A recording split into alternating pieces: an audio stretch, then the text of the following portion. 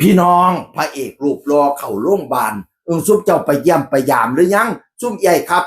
นั่นไปยามน้องเพิ่นได้เด้อพระเอกแมนพิสิทธิ์พงษ์เจ้าของผลงานเพลงปลายฟ้านั่นแหละมาส่งเจ้าไว้สำนีลาปลายฟ้าให้เขาพายางบ่เครียดบ่ขมบ่จมอีหยังระหว่างทางอ้ายมีความสุขหลายๆนั่นแหละเข้าโรงพยาบาลใส่สุดโรงพยาบาลสู้2 นิ้วซังนี่ล่ะแล้วก็เขียนว่าร่วงครับเอ้าข้อยก็ว่าเป็นหยังน้อขี้แตกที่ว่าร่วงครับ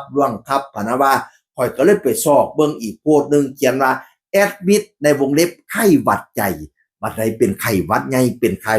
บ่แม่นท้องร่วงเด้อพี่น้อง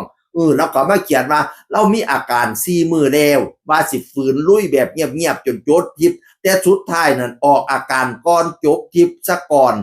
ด้วยความเคารพผมต้องขอโทษผู้จัดทุกท่านและทุกงานเป็นอย่างสูงครับและขอบคุณทุกท่านที่เมตตาเข้าใจครับประสันว่าตอนแรกก็ว่าสิฝืนให้มันจบทริปจบทั่วนั่นล่ะแต่บัดนี้มันไปบ่ไหวมันล่วงก่อน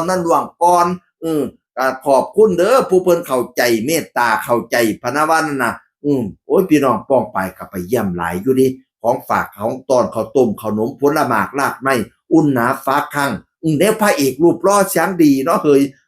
ใส่ชุดหยังว่าซั่นโอ้ยคนไลค์กดแชร์เป็นหมื่นพี่น้องผู้สาวกรี๊ดก็ไปแสดงทางใดนั่นน่ะโอ้ยอ่อนซ่อนบัดนี้ทางค่ายแบมบูบีทเข้ามาประกาศยกเลิกงานการแสดงของศิลปินอ้ายแมนพิสิทธิ์พงษ์เนื่องจากว่าต้องแอดมิดเข้าโรงพยาบาลต้องขออนุญาตยกเลิกคอนเสิร์ตเด้อพะนะว่านั่นน่ะวันที่20ที่ว่าสิไปแสดงอยู่ตะวันสายจังหวัดเลยนั่นขออนุญาตยกเลิกประชาสัมพันธ์ให้ทราบโดยทั่วหน้าความเจ็บความป่วยก็ต้องให้อภัยกันพี่น้องเอ๋ยนั่นล่ะโอ้ยไก่สวงให้เศร้าเสดอกำแพงอิฐพอพระเอกรูปหล่อหน้าตาดีอย่าสุดฟ้าวเป็นอีหยังเป็นเด็ดขาดเด้อให้เศร้าซะ FC ยังถ่ายยังคอยซะควรยังคอยอยู่คุณหมอรักษาเทวดาคุ้มครองเด้อเจ็บหนักไก่ทุเลาเจ็บเบาก็หายให้สวงเศร้ามื้ออื่นข่อยบ่ถือเศร้ามื้อฮื้อข่อยบ่เบาคันสิเอาแท้ๆให้เศร้ามื้อนี้แน่นอนให้ลูกขึ้นสั้นยันให้สั้นขึ้นค้อนย่องให้ลูกขึ้นกินปลาให้ลูกหากินข้าวลูกเว้ากับ FC ปัดไปเสด้อแนวใดบ่ดีนั่นน่ะปัดไปเสด้อเคาะลมแต่ปีกายคอตายแต่ปีก่อนเคาะลมโตซ้ำควายคอตายโตซ้ำสร้างให้ไก่ข้างดอกหางคิงปัดไปเสด้อคอเก็บแข้งเบี่ยงซ้ายใหญ่มาใส่ทั้งขวาคอเก็บทั้งหลังเก็บทั้งหน้าเก็บทั้งแขนทั้งขาเก้ากะงอน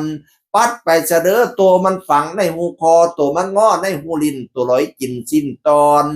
ปัดไปเสด้อบักสิเงกตัวมันบ่ปากบักสะกากตัวมันบ่ติงไปเนี่ยบ่ดีปัดออกไปจากลูกจากหลานไปอยู่ป่าไม่เหลียงไปอยู่เมี่ยงไม่อ่อนไปคล้องกินอยู่หญ้าไปคล้องถ่ายอยู่ดินพุ่น10 ปียังถามกินข้าวเจ้า9 ปีอย่ามาถามนอนน้ำเท่าข้าวสารออกดอกเท่าข้าวตอกป้งใบพุ่นโตเจ้าจังเรามาหิไปไปไกลๆให้ช่วงให้เศร้าเสนอกำแพงอิพอให้เจ้าแจ้งปันดาวให้เจ้าขาวปันฝ่ายความเจ็บยาสุได้ความไข่ยาสุมีบัดนี้เนี่ยแนวบ่จบพอสีแนวบ่ดีพอสิล่างให้ขาวงามแจ่มหอยอย่างยดย่อยน้ำกลอย่าได้มีนับแต่นี้ไปแลกแหกแต่นี้ไปหน้าให้หอมเนี่ยทุกบัดกลมให้หอมอมทุกบัดเลยแนวได้หายยาสุมาเปิดแนวได้เหือยาสุมาเปลี่ยนให้เจ้าแจ้งให้เจ้าแข็งปั่นผ้าให้เจ้ากล้าปั่นตะวันถึกแดดก็อย่าไม่เป็นไข้ก็อย่ามองเด้อให้ช่วงให้เศร้าซะเสียงคือคนเก่าเว้าสู่ฟังสวัสดีครับ